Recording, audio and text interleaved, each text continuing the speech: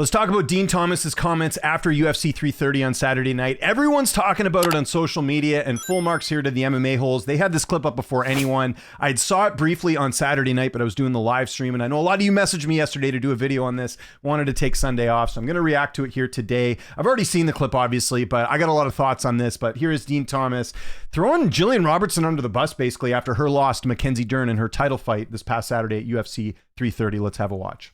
I think that might be as far as she can go, and I am officially retiring from cornering fighters tonight. Wow. Yes. You're doing the Matt Serra. I'm doing the Matt Serra. I am no longer cornering fighters. Can we not decide this the night of? Maybe you need time to sit on this? I've been sitting on that, and I'm telling you now that that's what I'm doing. That's breaking news. Why? It's just, I told myself that I would do this with her. I would see her journey out and take her as far as I think she can go. And this might be as far as she can go. So as you can imagine, a lot of people, very upset with these comments, and we'll go into some of the people that have sort of chimed in on this whole thing. I'll just say this could have been avoided if Thomas wasn't on the desk after his, I'm a bit surprised. Am I wrong about this, guys, that Dean Thomas is doing analyst work right after the event? I understand he works for the UFC, but you just cornered a fighter in a title fight, especially coming off a loss. Is that really the best idea? This kind of goes back to when the UFC used to interview fighters that would get knocked out in title fights, which a lot of fans never liked. This is kind of similar in the sense that obviously Thomas feels a certain way. It was a one-sided title fight. Mackenzie Dern was in control of the entire fight against Jillian Robertson. It was probably one of the most lopsided title fights we've seen in recent memory, as far as a title contender or title holder destroying the challenger, so to speak. And listen, I like Jillian Robertson. I didn't have a problem with the title fight. She was on a nice win streak coming into this fight, but it wasn't a good performance. But man, did Dean Thomas come across pretty bad here. And I'll give some more thoughts in a second, but you can see the response right away. Not nice. Robertson only 31, maybe help her get better. Looking at the way Chris Weidman is looking at this dude, mean mugging him, rightfully so. What a complete POS. It's very rare to get MMA fans and everyone in general on the same side, but I don't think I saw, there was maybe one or two, but there's a lot of people who are kind of agreeing that Dean Thomas shouldn't have made these comments. It was pretty obvious that the stage was too big for Robertson, and that's okay. She froze up, looked like a deer in the headlights 90% of the fight, so this guy not really going after Thomas. But here's Sean Strickland, obviously not one to hold back on his comments here. He says, Dean Thomas is an effing you-know-what.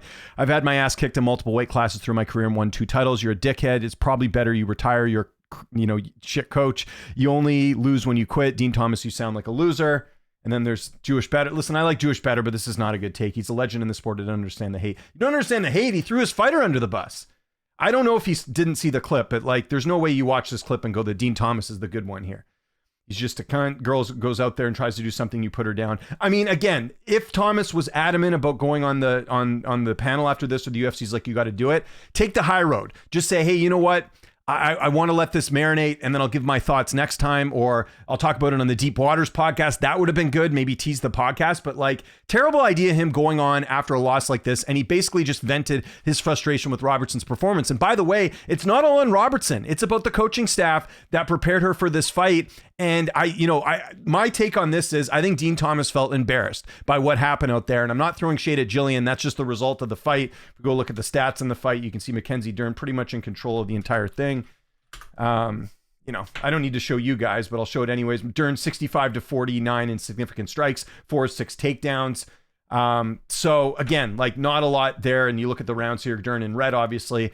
I think Dean Thomas got embarrassed, and he should have done the thing which most people do in a situation like this. And they say, look, it's on me, which it should be. If you're a coach, it should be on you. It should not be on just the fighter. And that's what Thomas is kind of saying. And I suppose he could have said even worse, but I don't know. I think this is really going to hurt his reputation going forward. There's people that weren't fans of Dean Thomas even prior to this, but for him to go out there and throw a fighter under the bus, why would anyone want to listen to his opinion after this? If this is how he feels about a fighter he's actually coaching, usually it's the opposite. Usually you get coaches that come out and say things that are a little bit biased towards their fighters. This is a big issue I've had with certain commentators, with fighters they've trained with. And I've talked about this many times on my streams. I'm not going to mention which commentators, but I've talked about how there's certain analysts that are very much biased. And I think the Deep Waters podcast is a little bit biased too. You got 3 American Top Team guys on there, right? Thomas, who used to be there, Poirier and Masvidal, they're always a little bit biased towards the ATT guys. That's going to happen. But now you're getting the complete opposite, where Thomas is giving Robertson no credit. The correct response here would have been listen, Jillian tried her best.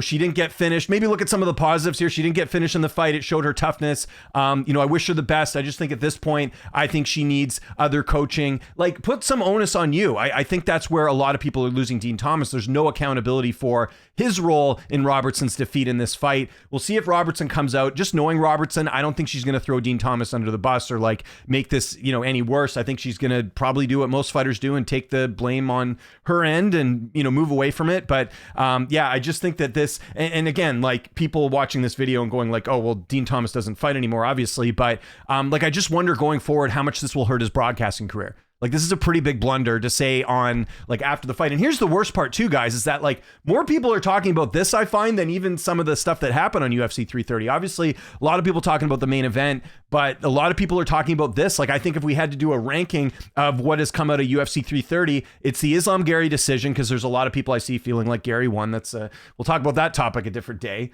The people calling Islam boring, all that different stuff. There's that topic. That's topic number one. But topic number two is Dean Thomas throwing Jillian Robertson under the bus. That's not what you want. That's not good for anyone. That doesn't benefit anyone. It doesn't benefit Dean Thomas, doesn't benefit Jillian Robertson, doesn't benefit the UFC. I'm sure the UFC is watching this going like, man, like, why are we hiring this guy? This doesn't look good. To the point of where you have John Anik, who I know Anik can be a little bit vocal. Anik even wrote on Marcel's posts, because Will Harris's post, Will Harris, who's usually, defending a lot of the UFC types, he says, this is whack as F from Dean Thomas on air as well. I swear people in this sport disappoint me all the time. Anik, wow, awful. Not about you, bro. Wow. Why would he get on national TV to do that? So again, go read all the comments. A lot of people, like, it's very rare to get the MMA community united like this. And pretty much everyone other than Jewish Better, who I don't think watched the clip, is basically trashing Dean Thomas. And I think they're right to do that. I think it would be in Thomas's best interest to come out and do an apology, just something quick. Listen, I'm not a fan of cancel culture or any of that stuff, but I just don't think there's a win-win situation here with Thomas just letting this slide. I think you come out, you say, look, I was in the heat of the moment. I have a lot of respect for Jillian. I have to take some responsibility as well. He comes out and does that, it's going to soften the blow. But if he doesn't say anything and just tries to, brush this under the rug, there's going to be some big problems. I just think that this is not going to help Thomas's reputation going forward. And like I said, I think the UFC might look at this and go, maybe we don't want this guy on our broadcast anymore.